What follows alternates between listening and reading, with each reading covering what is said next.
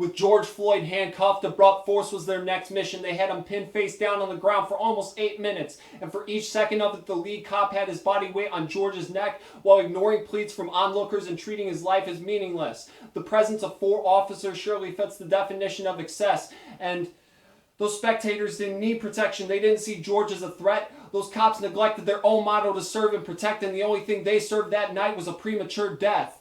In just a few hours, the situation got attention from the press, and the subsequent public response was greater than most would expect, with historic protests emerging far beyond just the U.S. With over 60 countries following suit, their disgust was clearly expressed. And it's true those cops involved shouldn't give all officers a bad rep, but they represent what authorities have when they're drunk with power and let it all go to their head. Those authorities are cowards, not heroes, and must face an appropriate consequence. At least for the initial investigation, nothing could be said in their defense. And in the weeks to come, more COVID tests would show up positively, because there were large gatherings of people that put them in closer proximity. Because there were large groups of people that put them in closer proximity. But there were still clowns amongst the crowds who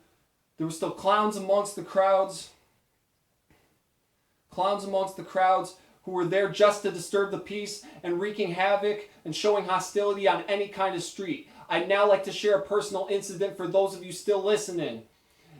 It's only fair I admit it with the conditions that we're living in. It might be one of my biggest sins. I've tried to wipe it from memory, and to this day the only people that know about it were those there to witness the scene. It was April 12, 2015 at my university. For months I had been shoplifting periodically. Hold up. But on that date, the grocery store owner finally caught me, and he took me into his office and proceeded to call the police. After reading my Miranda rights, the cop and owner spoke in private. I sat in the office in silence, but then I was surprised when the decision they arrived at was, luckily for me, a huge sigh of relief. I paid for what I was about to steal, and the cop let me go free.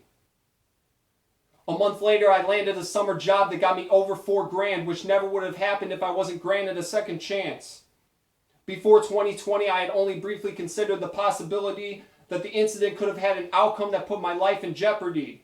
With a different skin color, and if that cop or owner was racist, I could have been face down on the pavement, maybe dying from suffocation. If this year was a stage play, we've all longed to close the curtains. Good luck finding a person on earth who hasn't been hurt by 2020's burdens. In some ways, I haven't scratched the surface discussing this year's negative highlights. Another one was the Iranian government taking down a Ukrainian airline. There were also Australian wildfires and East African locust storms, the murder of Breonna Taylor, and many tragedies more.